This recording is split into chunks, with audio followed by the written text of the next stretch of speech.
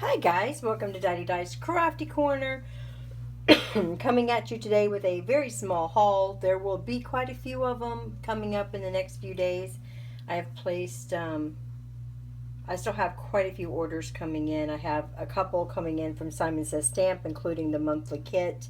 I just placed another order with Simon Says Stamp today for a couple of their new stamp sets.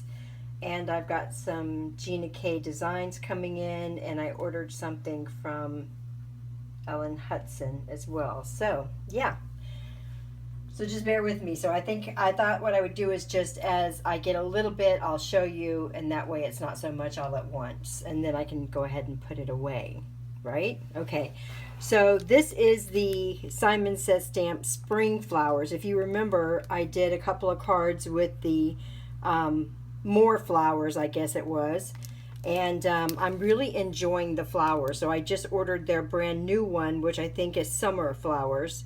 But I didn't have this one. This was the first one, so I went ahead and got that one, and I can't wait to play with that one. Super pretty, super pretty. This one's very whimsy. I love it. So I'm gonna be looking forward to that. I picked up some more Zots. I, believe it or not, finally ran out of my Zots. I picked up two different kinds of Zot kind of things. This is, of course, from ThermoWeb. This is the small, petite, little, they're about that size, and it comes in a roll. And I use these mostly for bows or embellishments or things like that. I had my last box forever, guys, so it lasts me such a long time. And then I also wanted to try these Tombow adhesive dots. They're all different colors, so they're easy to find on your desk. Kind of cute, right? These are large dots, so I wanted to give those a try. And then also, this really intrigued me. So this is clear adhesive line. So if you can see, it kind of looks like that. If you can see on the picture, it's strips going down. Can you see that? There's like two on each side. I'm not sure the camera's going to pick this up, but I want to give this a try. I think this is going to be fantastic for a few projects. Can you see that? So you would just place it. I'm not sure you can actually see, but the strips are like going down the middle. So it's already sticky on this side. So then you could just place it down and peel it off. I think that would be a little bit easier than my double-sided tape I'm using now for some things. So I'm going to give that a try. I'll let you guys know what I think about it. And that is called Zips Clear Adhesive Lines, Ultra Thin, Ultra Fine, Permanent. Pretty cool. So I picked that up. I had to get some more of my Bristol Smooth watercolor paper. I decided to go ahead and show it to you guys because I get asked every time I do watercoloring and mention the paper I like. I get asked what it is. This is what it is. You can get this at almost any of your local crafting stores. You can get it from Simon. You can get it practically anywhere. So this is what I use. It's 9 by 12. I just cut it into the sizes I want. You get 20 sheets, and I think it's roughly around $10 or something. Not very expensive. Then the other thing I had on my want list for Copic. So I got the YG21. This has been on my wish list. The only thing left on my wish list for Copics, and I don't have all of them, I don't even want all of them, is some more grays. So when I get those, I'll show them to you. So the YG21, and then I was really wanting the BG70 and BG72, Ice, Ocean, and Ocean Mist. So I picked those up as well. And do I have a scrap of paper? I do. All right. Pardon my circle, guys. So this one is a bright yellow green. Super pretty. I thought it would be really, really pretty for leaves and things like that, but it's really light. Very, very pretty. I guess it's showing up on camera really kind of fluorescent yellow, but it's got a lot of green in it. And then the Ocean Mist is a super light, kind of grayish teal.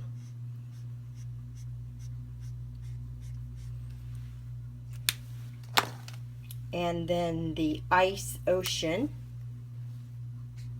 is darker.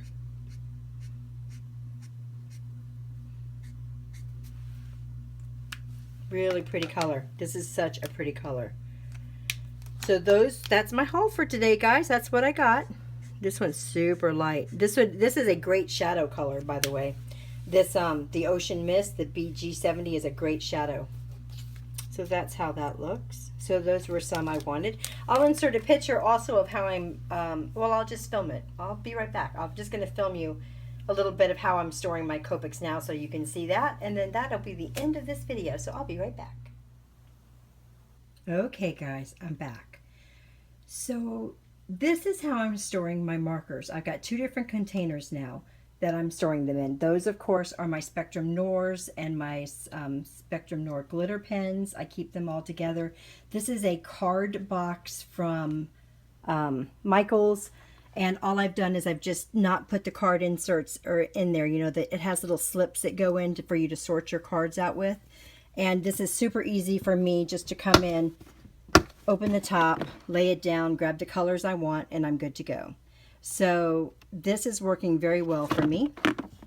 I used to have them on my desk in cubbies stored behind my desk, and that wasn't working well for me because I found that the lights were drawing out my Copics. And when I researched it and actually emailed somebody in Copics, they said yes, that the bulbs that we're using, even the daylight bulbs, can dry out and lessen the life of your Copics. I didn't want that to happen, so I've decided to keep them in the closet where I store all my stamps and all my dies and stuff. And then for the Copics themselves, I'm using this case. Now this is actually 2 cases, and it does sit up like this. It closes into this small little case like this big, but it sits up like this on your desk, so it's very easy for you to grab it and go. It's actually only this deep. I've got 2 of them together, which is why it's so far out. And the reason I chose to do it this way is because I wanted to have them in numeric number. Easier for me to find that way, easier for me to put back, and also that way I'm not buying extras. All those are ones that I've bought 2 of, and in some cases even 3 of. So, you know, silly me. But this is working very well for me. So what I do is I've stored them numerically, and then by color family, of course. So, and I've got them in 2 different cases. I chose 2 different cases on purpose because a lot of times, I could have got just 1 big case is what I'm saying. But a lot of times I'm working on just flowers, just florals. And if that's the case, I just grab this small container, has a handle on the top of it. I take this to my desk or wherever I'm coloring. And this has all the colors that I would use for florals right in the bottom case. And the other case has all of my blue-greens, my blues, the grays that I have. I want more grays. I've got about 6 more grays on my list. So the grays that I have now are right here. And then all of my earth tones. And that's really, other than about 6 gray colors that I'm still wanting, that's all the Copics that I actually want. A few of these are actually ones I don't use too much. And eventually I will replace the RV 13, 11, BG11 and BG13 with the sketch, but right now they still have plenty of ink in them, so I'm not going to do that until the ink runs low, and then I'll just get the new marker. I'll keep these, but I'll get the sketch marker to go in their place. So I got these little cases on Amazon, and it comes, as you can see, it comes with the little cubes to hold them all in place. So for me, it's the best storage idea because I can take them and go. And I can take the color families that I would normally work on. This may not work for everybody if you spread out with your colors, but I work on a lot of florals, or I work on a lot of neutrals is what I would call it. So in my case, grabbing the pinks, the greens, the purples, the oranges all together in one works very well for me, very well.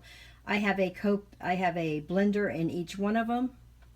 And yeah, so this is what I'm using. Most of the time I just get up and I come get the colors I want. I have a little book up here. Let's see if I can do this without making you guys sick.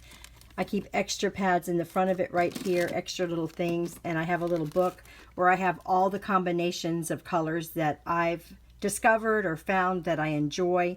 And so I can just look in the book, or I can consult the hex chart, which I do very often as well. And of course, if it's with the hex chart, the numbers aren't necessarily together.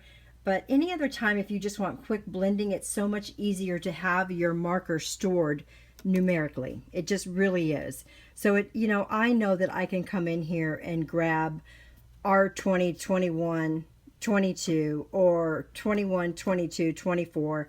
I can grab them. I know they're already going to blend well, and it's just easy for me to see. And then, of course, I store my other markers right there next to them as well. I actually do like to keep my markers with a lid on them, that when I'm not using them all the time. So that's why I've got this one with the lid, because I think it just gives it a little more, you know, less air time if it's in an enclosed container. So, you know, and I don't use those as much as I use these. So that's how I store my markers. It takes up just a little bit of space on a shelf. And yeah, I hope you guys enjoyed this video, and I'll see you in the next one real soon. Bye.